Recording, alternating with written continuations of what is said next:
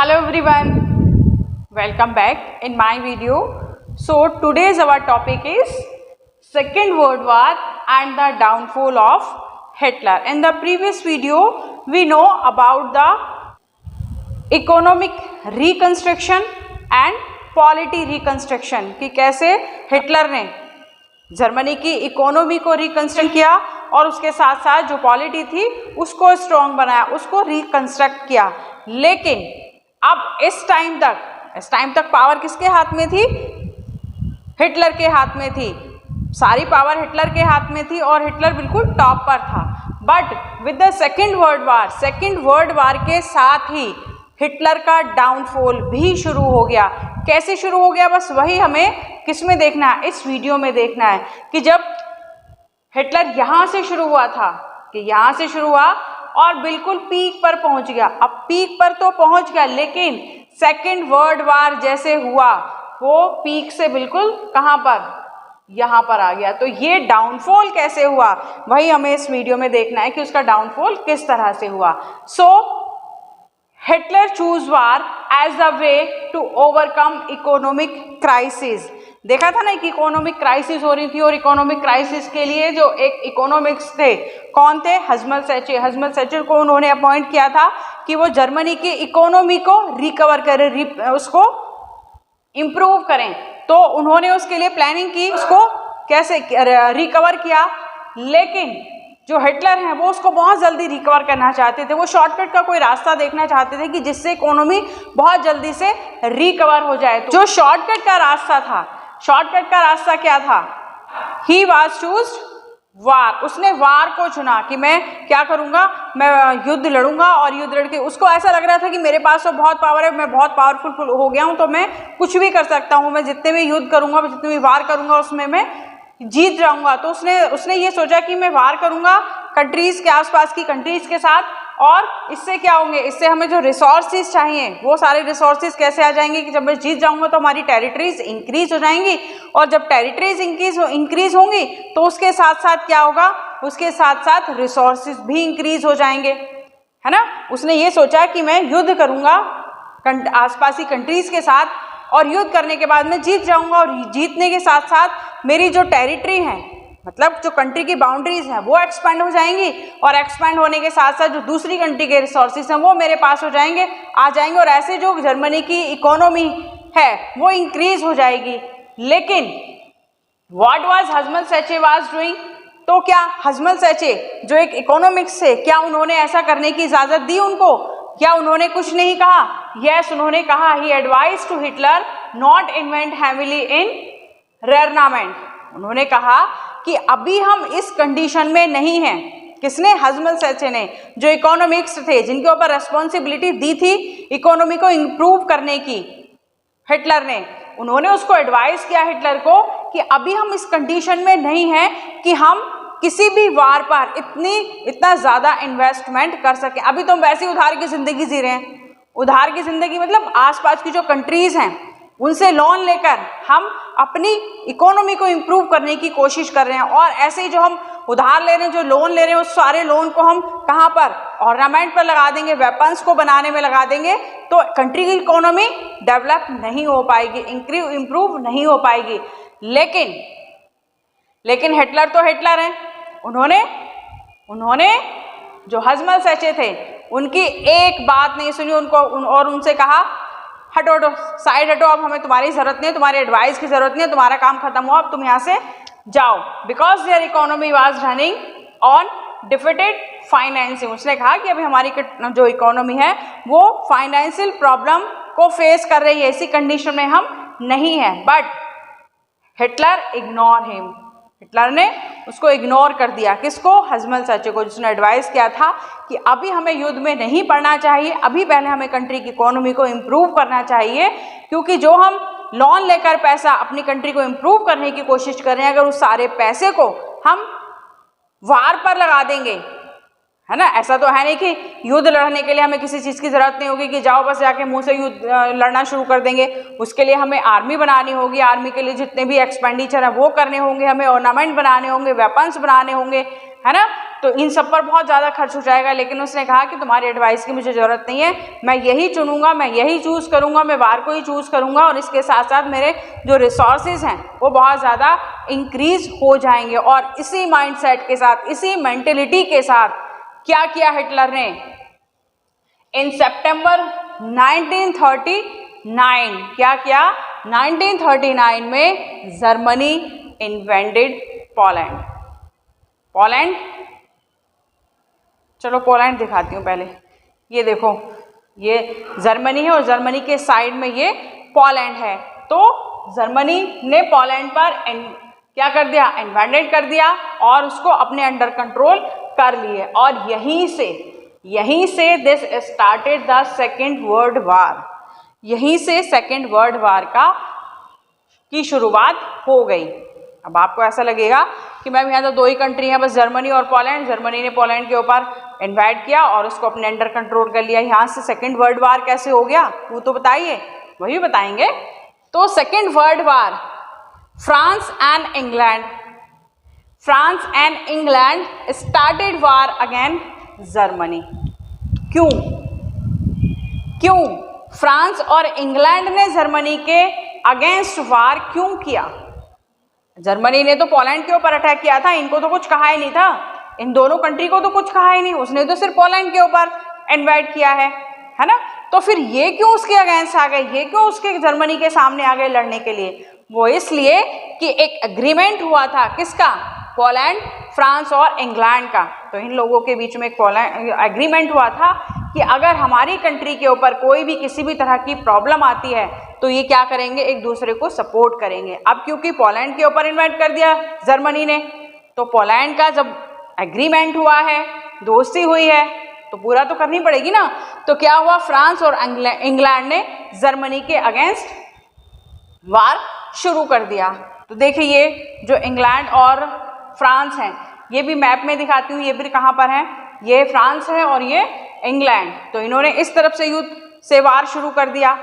And ट्रिपेटाइट pact of सितंबर 1940, ये क्या है, ये क्या है, ये ट्रिपेटाइट पैक्ट, ये क्या है, सितंबर 1940 में एक ट्रिपेटाइट पैक्ट हुआ, किसके, जर्मनी, इटली और जापान के बीच में। इन तीनों के बीच में एक पैक्ट हुआ ट्रिपेटाइट कि अगर कोई भी कंट्री इनमें से किसी को परेशान करती है तो क्या करेंगे, ये एक दूसरे के साथ सपोर्ट करेंगे, उसको हेल्प करेंगे। So by the end of the 1940 Hitler was at the pinnacle of power.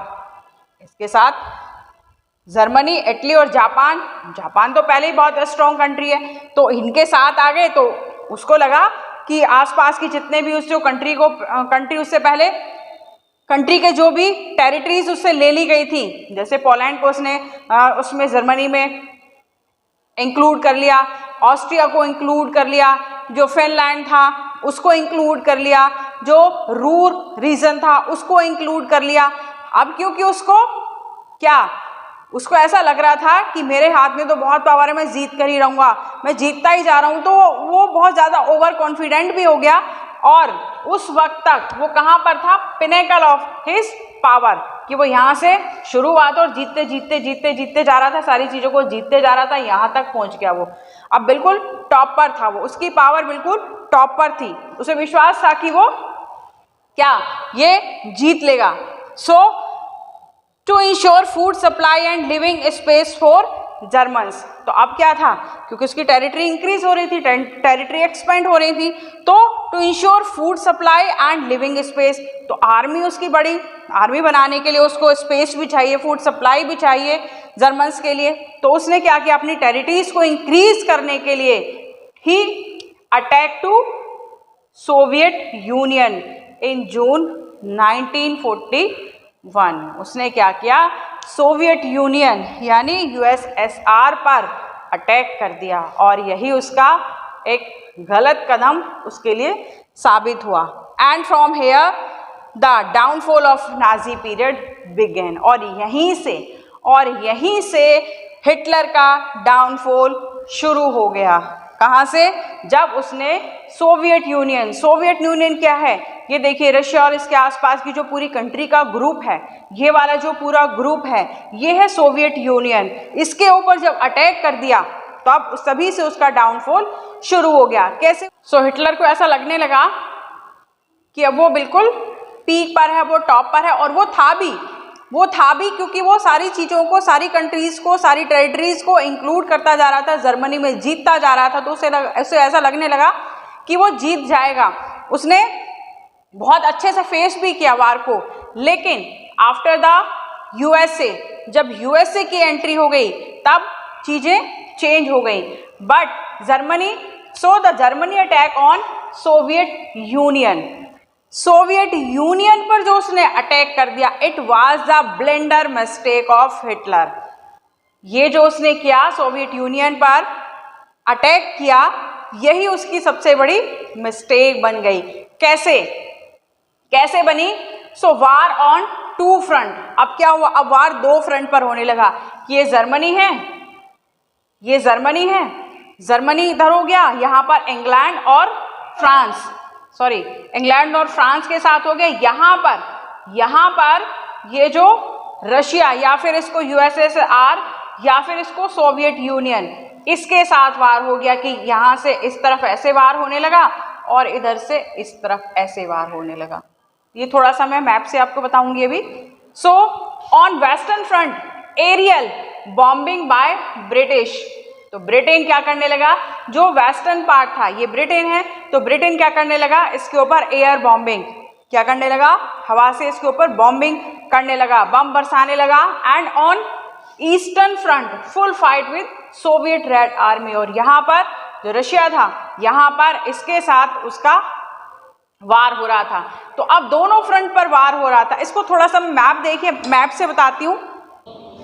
ये देखिए मैप, ये देखिए इधर वेस्टर्न फ्रंट पे ब्रिटेन और फ्रांस ने अटैक किया जर्मनी के ऊपर, और इधर ईस्टर्न फ्रंट से जो सोवियत यूनियन है या यूएसएसआर है उसने अटैक किया है। और यही हिटलर की ब्लंडर मिस्टेक थी जिससे उसका डाउनफॉल शुरू हो गया।